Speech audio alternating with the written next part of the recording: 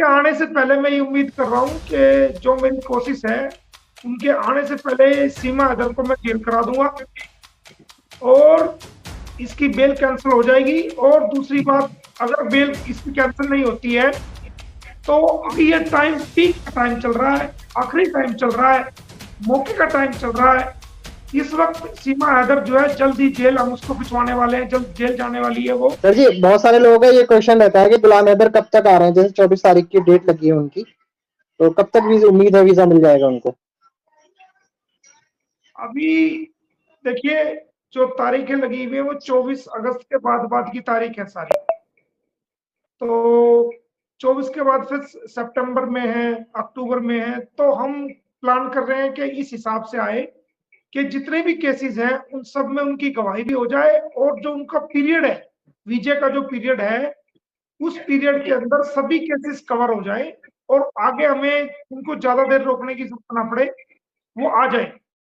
और उनके आने से पहले मैं ये उम्मीद कर रहा हूँ कि जो मेरी कोशिश है, उनके आने से पहले सीमा हैदर को मैं जेल करा दूंगा और इसकी बेल कैंसिल हो जाएगी। और दूसरी बात, अगर बेल इसकी कैंसिल नहीं होती है तो अब उसको हम आगे लेके जाएंगे, हाई कोर्ट लेके जाएंगे, ऑनरेबल सुप्रीम कोर्ट लेके जाएंगे। और अगर चार्जशीट की हम वेट कर रहे हैं, चार्जशीट नहीं आती है तो हम दोनों पॉइंट्स पे काम कर रहे हैं। एक तो कैंसिलेशन ऑफ बेल पे कर रहे हैं, दूसरा चार्जशीट पे।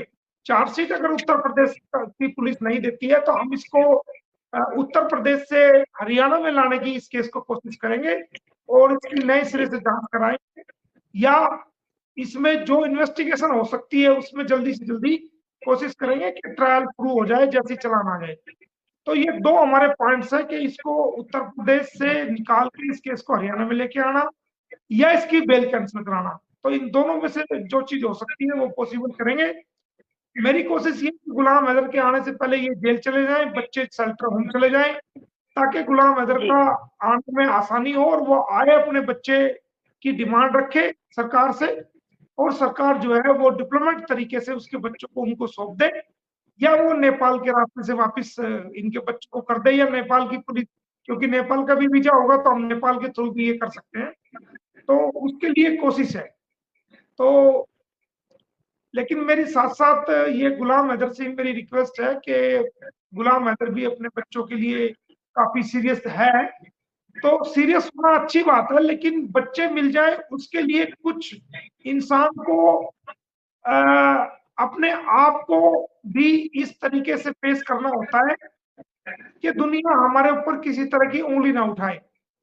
और बिल्कुल कोई कोई बात, किसी भी तरह की बात, कोई हमारे ऊपर उंगली उठाने की लोगों को मौका ना मिले, कोई ऐसी बात मुंह से ना निकाले जो भारत सरकार के प्रति हो, भारत के लोगों के प्रति हो। हालांकि वो हमेशा भारत सरकार की तारीफ करता है, हमेशा वो भारत के लोगों की तारीफ करता है, वो खुद ही समझदार है।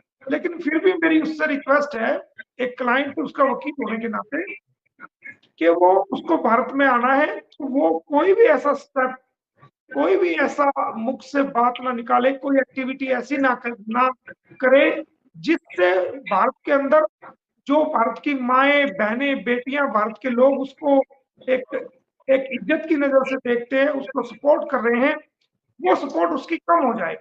इसलिए उसको कई बातों पे खुद ही अपनी अकल का इस्तेमाल करते हुए खुद ही बहुत सी बातों को समझ करके और उन पे स्टेप लेने पड़ेंगे, तब जा करके ये एक बड़ी उसके बच्चों की लड़ाई है, कानूनी लड़ाई।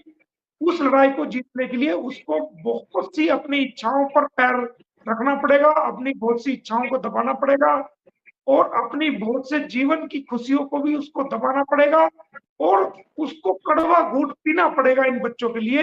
अगर वो कड़वा घूंट पी लेता है, अपनी इच्छाओं को दबा लेता है और अपने किरदार को महफूज रखता है, अच्छा रखता है और कोई बात अपने मुख से ऐसी नहीं निकालता, तो मैं कहता हूँ 101% गुलाम हैदर की जीत होगी, कानूनी रूप से जीत होगी। भारत का बच्चा बच्चा, भारत के लोग उसके साथ खड़े हैं।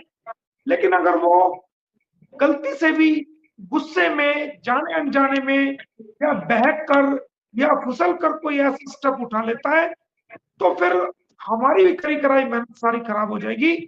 और उसकी भी जो कड़ी कराई मेहनत है, जो भारत सरकार से डिमांड करता है, जो वो चाहता है कि उसके बच्चे उसको मिल जाए, जो तड़पता है, जो परेशान है, पूरी पूरी रात वो उसको नींद नहीं आती जैसा कि वो बताता है, तो उसकी सारी मेहनत जो है खराब हो जाएगी। तो उसको, क्योंकि ये टाइम पीक का टाइम चल रहा है, आखिरी टाइम चल रहा है, मौके का टाइम चल रहा है, इस वक्त सीमा हैदर जो है जल्दी जेल, हम उसको भिजवाने वाले हैं, जल्द जेल जाने वाली है वो।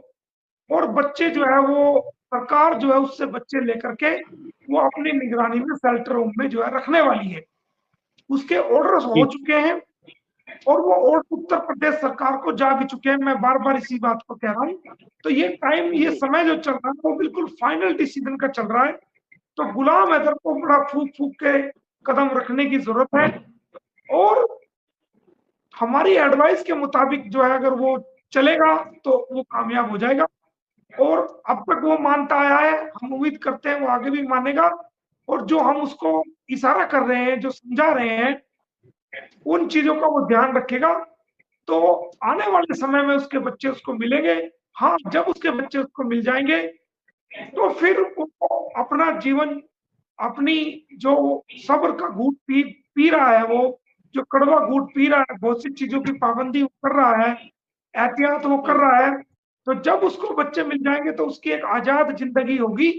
वो कोई भी काम कर सकता है, कहीं भी रह सकता है, अपनी जिंदगी के बारे में अच्छे अच्छे फैसले ले सकता है, अपने बच्चों के बारे में ले सकता है। तो वो उसका निजी जीवन है, उसमें किसी प्रकार का कोई इंटरफेयर नहीं है। लेकिन जब तक बच्चे नहीं मिलते हैं तो बड़ा फूक फूक के कदम रखने की जरूरत है और बड़ा फूक फूक के स्टेटमेंट जारी करने की जरूरत है। ऐसा नहीं है जो मुंह में आया वो कह दिया, नहीं, बड़ा संभल संभल के बोलने की जरूरत है। क्योंकि एक स्टेटमेंट जो है वो आग लगाने का काम कर देगी और एक स्टेटमेंट उसको हीरो बना देगी और एक स्टेटमेंट गलत उसको जीरो बना देगी।